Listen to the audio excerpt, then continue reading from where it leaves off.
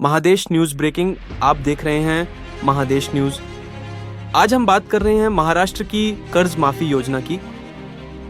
एक ऐसी योजना जिसकी घोषणा तो हो चुकी है, लेकिन किसानों के मन में अभी भी कई सवाल, कई शंकाएं और कई नाराजगियां मौजूद हैं। कर्ज के बोझ से दबी किसान जनता इस योजना को बड़ी उम्मीद के साथ देख रही है, लेकिन क्या राहत समय पर मिलेगी? क्या प्रक्रिया आसान होगी और किसे लाभ मिलेगा? यही सबसे बड़ा प्रश्न है। सबसे पहले बात करते हैं कर्ज माफी की घोषणा और उसमें मौजूद अस्पष्टता की। सरकार का कहना है कि सिर्फ पात्र और असली किसानों का ही कर्ज माफ होगा, लेकिन पात्रता क्या है? कर्ज की सीमा कितनी होगी? कौन सा लोन माफ होगा और कौन सा नहीं? आज तक इस पर कोई स्पष्ट सरकारी आदेश जारी नहीं किया गया है। सरकार ने 9 सदस्यीय समिति बनाई है, लेकिन रिपोर्ट अगले वर्ष यानी 2026 में आने वाली है। किसान सवाल कर रहे हैं, अगर राहत अभी चाहिए तो रिपोर्ट 1 साल बाद क्यों? अब बात करते हैं किसे कर्ज माफी का लाभ मिल सकता है। 1. शॉर्ट टर्म और क्रॉप लोन लेने वाले किसान। 2. बैंक, ग्रामीण बैंक और जिला सहकारी बैंक से लिया गया कृषि लोन। 3. जिनका बकाया कर्ज लगभग 2 लाख रुपए तक है। 4.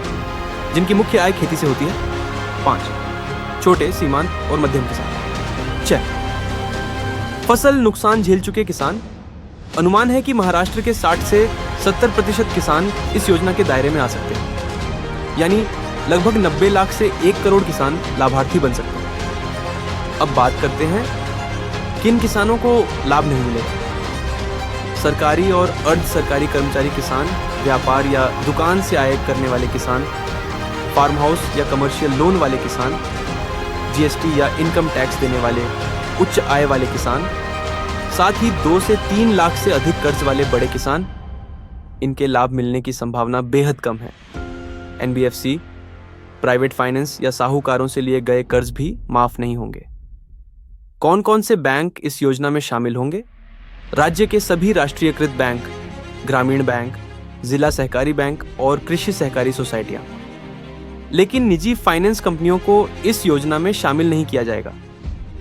अब बात करते हैं इस योजना की सबसे बड़ी कमियों पर। सबसे बड़ी कमी यह है कि योजना की घोषणा कर दी गई, लेकिन नियम आज तक तय नहीं हुए। कर्ज की सीमा कितनी होगी, इस पर कोई स्पष्ट बयान नहीं है। छोटे किसान 3 से 5 लाख तक कर्ज माफी की मांग कर रहे हैं, लेकिन सरकार ने एक भी राशि घोषित नहीं की है। बैंकों और अधिकारियों की धीमी प्रक्रिया भी एक बड़ी चुनौती है। पिछली कर्ज माफी में देखा गया था कि डेटा गलत था, आधार लिंकिंग महीनों अटकी रही, नाम डुप्लीकेट थे और लाखों किसानों को राहत नहीं मिली। किसानों का कहना है कि अगर पुरानी समस्याएं फिर दोहराई गई तो योजना का लाभ आधे किसानों तक भी नहीं पहुंचेगा। गैर कृषि आय वाले किसानों को बाहर रखना भी विवादित है। किसानों का कहना है, हम खेती के साथ मजदूरी इसलिए करते हैं क्योंकि कर्ज है, तो क्या हमें सजा दी जाएगी? कई जिला सहकारी बैंकों पर करोड़ों का बकाया है, वे भी कर्ज माफी की राशि लौटाने की स्थिति में नहीं है। इसका सीधा असर किसानों की पात्रता पर पड़ेगा।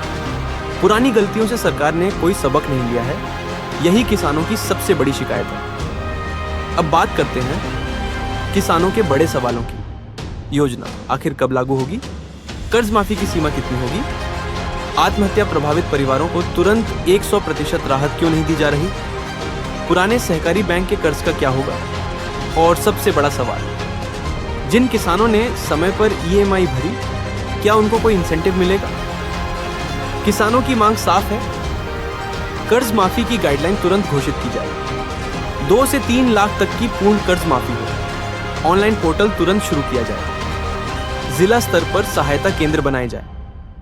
फसल नुकसान वाले किसानों को प्राथमिकता मिले और आत्महत्या प्रभावित परिवारों को बिना कागजी कार्यवाही के सीधी मदद मिले। लेकिन किसानों में सबसे बड़ा भ्रम यह है, कौन आवेदन करे और कौन इंतजार करे? क्या अभी आवेदन करना है? क्या नया पोर्टल आएगा? क्या सभी बैंकों का लोन माफ होगा? पुराने और नए कर्ज में क्या अंतर होगा? सरकार ने आज तक इनमें से किसी भी प्रश्न का लिखित जवाब नहीं दिया है। अंत में सरकार पर उठ रहे हैं बड़े सवाल। किसान पूछ रहे हैं, क्या कर्ज माफी भी सिर्फ चुनावी वादा बनकर रह जाएगी? क्या सच में राहत मिलेगी या फिर पुरानी गलतियां दोहराई जाएंगी? क्या यह योजना किसानों को बचाएगी या कागजों में ही फंसकर रह जाएगी? महादेश न्यूज़ इन सवालों को सरकार तक पहुंचाता रहेगा।